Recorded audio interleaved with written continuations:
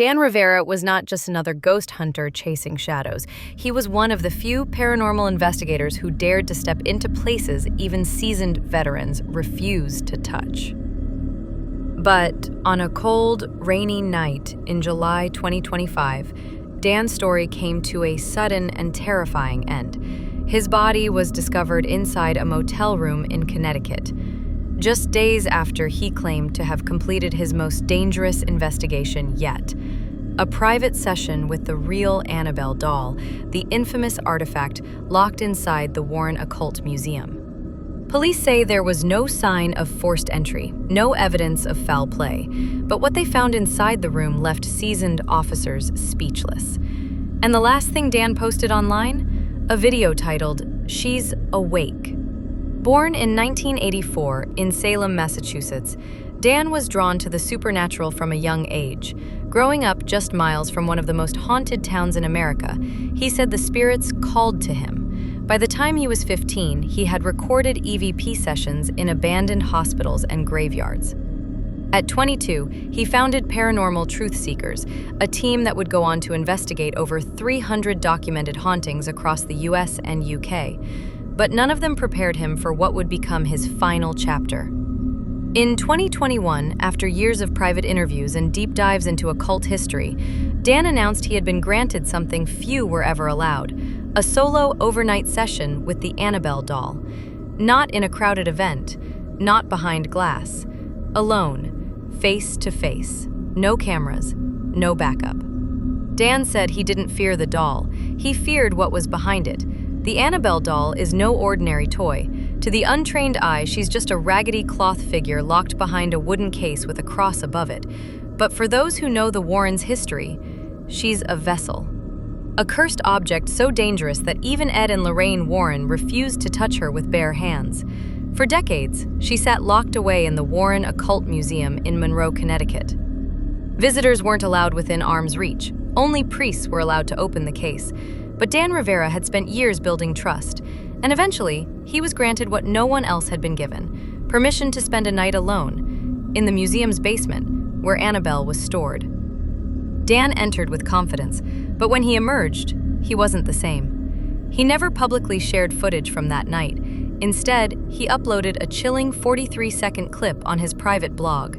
In it, you hear him whisper, "She's watching me," then static, then silence. He told close friends afterward that he had felt something grip his chest in the dark, that he saw the doll's head move, that it blinked, and that he had a dream that night of a girl with no eyes whispering his name over and over again. He stopped investigating for weeks after that. No live streams, no uploads, and then suddenly he returned. But this time, obsessed with proving that what he saw wasn't in his mind. He claimed Annabelle had followed him, not physically, but spiritually.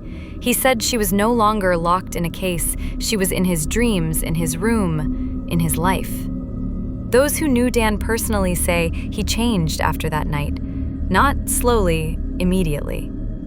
His roommate Marcus recalled waking up at 3:12 a.m. to find Dan sitting in the hallway, staring at the front door, mumbling. Not words, just sounds. Low, drawn-out syllables that made no sense. When Marcus touched his shoulder, Dan snapped out of it, but he didn't remember how he got there, or why his shirt was soaked in sweat. It wasn't just sleepwalking. Dan was having nightmares, violent, vivid dreams. He told a friend, "She doesn't want me to leave. Every time I try to stop talking about her, something happens." Soon, he stopped talking to his family. He stopped responding to his fans. The once charismatic investigator who laughed at shadows now looked afraid of them. His YouTube channel changed too. Gone were the vlogs and lighthearted explorations. In their place, dark, eerie videos, all black backgrounds, just his voice, rambling, sometimes sobbing. One chilling video titled simply, "I'm sorry," was posted at 2:33 a.m. In it, Dan says, "If anything happens to me, it's because I asked too many questions. I opened something I wasn't supposed to." The video had no intro, no music, just 10 minutes of Dan whispering, shaking, looking off camera like someone else was in the room. That video was removed 3 days later, but not before it was downloaded, mirrored, and spread. It was the last time viewers saw Dan fully conscious and alone. 3 weeks later, he would take on one final case, one that would be his last. On March 3rd, 2025, Dan received a private message, not from a fan, not from a ghost hunter, from a woman named Clara Wexler, an antique dealer in Sleepy Hollow, New York. The message was short. "I have something you may want to see. It's not a hoax. Bring your camera." Attached was a photo, a dimly lit room, wooden floors scratched to hell, and in the center, a glass case. Inside it, what looked like a doll. Porcelain face, jet black eyes, crimson lips that looked painted in real blood. Dan zoomed in on the image. It looked familiar, but it couldn't be. The doll had no name in the message, just a file name, Annabelle Final JPG. Dan hadn't investigated Annabelle before, not directly. He had visited the Warrens Museum once, years ago, but had refused to go near the real Annabelle case. "This isn't her," Dan said on stream that night. "But it looks like a twin, or worse, a copy." What really unnerved him was Clara's story. She claimed the doll had arrived in a wooden crate, no return address, no postage, just left on her shop's doorstep at midnight with a note tucked into its dress that read, "She's lonely." Clara had kept it in the shop's back room. Within days, things started happening. Items moved, lights flickered, whispering when no one was near. And then her cat disappeared. Clara swore she heard it screaming from inside the glass case. Dan couldn't resist. He told Marcus, "If it's fake, I'll expose it. If it's real, I need to see for myself." March 5th, he packed his gear. 4 cameras, a thermal scope, 2 audio recorders, and a crucifix his mother had given him years ago, which he hadn't worn in months. Before leaving, he posted one final update. Just 3 words: "Going to Sleepy." Dan arrived in Sleepy Hollow just after sunset. The antique shop stood on the edge of town, barely visible from the main road. Wind pushed dry leaves across the cracked pavement. There were no lights inside, no cars outside. Clara Wexler opened the door without a word. She was pale, eyes sunken like she hadn't slept in days. Dan asked, "You still have it?" She didn't answer, just nodded and pointed to the back room. It was colder in there, freezing despite the radiator hissing in the corner. The doll sat inside a tall glass cabinet. Same face as in the picture, but something about it looked different in person. Dan swore the eyes followed him. Clara finally spoke. "It moves. I don't know how, but it moves when I'm not watching. I've locked the case 3 times. Every morning, it's open again." Dan set up his cameras, one facing the doll, one at the room's entrance, one handheld for close-ups. The 4th he kept on himself, strapped to his chest. The first hour passed quietly. Nothing moved, no sounds. Dan spoke to the camera. "If this is a hoax, it's a damn good one. But I don't feel safe." At 1:13 a.m., his chest camera caught something. A sudden static burst. Then, a whisper. Not from Clara, not from Dan. A child's voice. "Help me." Dan froze.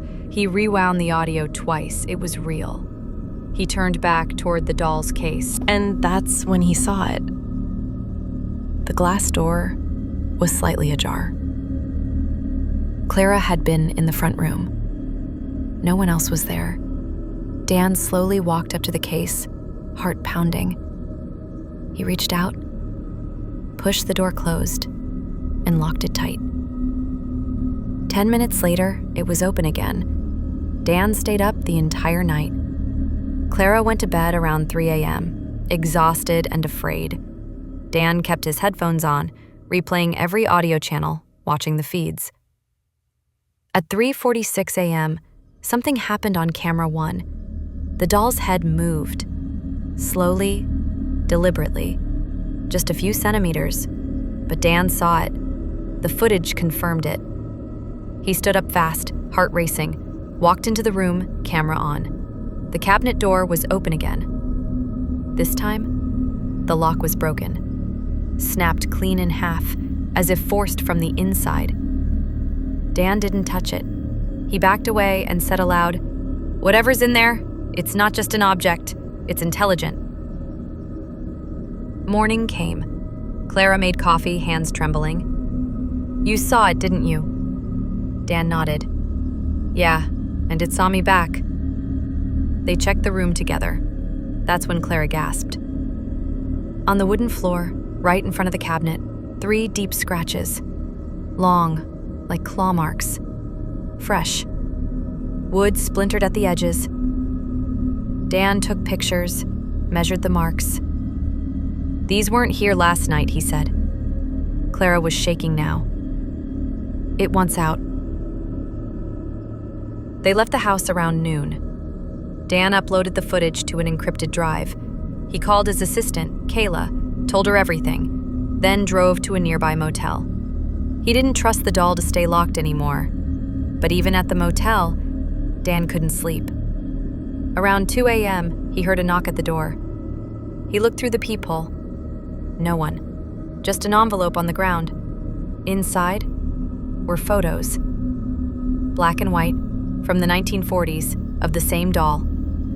In every picture, someone was missing their eyes. Dan didn't sleep that night. The photos haunted him. He scanned each one into his laptop, running facial recognition software. Nothing came up. No names, no records. As if the people in those photographs had never existed. The next morning, he drove back to the house. Clara refused to go with him. When he opened the front door, everything was silent. Too silent. The kind of silence that felt heavy, like the air itself didn't want to move. The cabinet was closed, locked again, but the scratches were still on the floor. Dan set up new equipment, motion sensors, magnetic field readers, a thermal camera, and this time, he placed an EVP recorder right next to the cabinet. He hit record, left the room, and waited. 3 hours later, he played it back. Most of it was quiet until the 2-hour, 17-minute mark. There was a voice, faint, female, whispering, one word. Daniel. His name. Dan rewound the clip, turned the volume up, slowed it down. The voice repeated 3 times. Daniel. Daniel. Daniel. Then, static, followed by what sounded like breathing. He grabbed his camera, went back in. The room was colder now, measured at 47 degrees Fahrenheit, though the house thermostat was set at 71. The doll hadn't moved, but Dan noticed something else, a fresh crack in the glass. From the inside. He turned to leave, but froze. There were muddy footprints on the hardwood floor, small, like a child's. But no child had been in that house for decades. Dan left the house in a rush, but the fear, it didn't stay behind. That night, back at his apartment, he reviewed the footage. At exactly 3:07 a.m., one of his cameras inside the cursed room picked up a shadow. It wasn't a trick of the light. It moved. First across the wall, then past the cabinet. No defined features, just a thick black mass. And then, gone. He paused the video, enhanced it frame by frame. In one still, just for a moment, he could make out a hand pressed against the wall. 5 fingers, but the proportions were off, too long. That same night, Dan's phone rang. Unknown number. He let it go to voicemail. The message was 13 seconds of silence, followed by that same faint whisper. Daniel. His laptop crashed immediately after. When it rebooted, his desktop background was gone, replaced by a blurry screenshot from his own footage, the one with the shadow.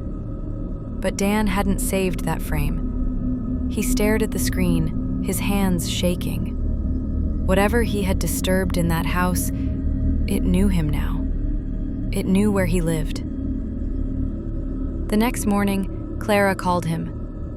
She was crying. Someone had left a doll, an exact replica of the one from the house, on her front porch. Its eyes were painted completely black. Dan drove straight to Clara's place. The doll was sitting on her welcome mat, legs crossed, head tilted slightly left, like it had been posed. Its dress was torn. One porcelain foot was cracked, and on its chest in red ink were 2 words: "Come back." Clara was pale, trembling. She hadn't told anyone about the doll, not even posted pictures online. But this one was identical. The doll was back. But it wasn't just a doll, it was her. The same lifeless smile, the same golden locket, the same eyes that somehow felt like they were watching. Clara whispered, barely audible. "We didn't bring her back. She followed us." And in that moment, they realized this wasn't a warning. It was a summons. What happened next will make your skin crawl. Part 2 is already uploaded. Go watch it now, before you start hearing whispers too.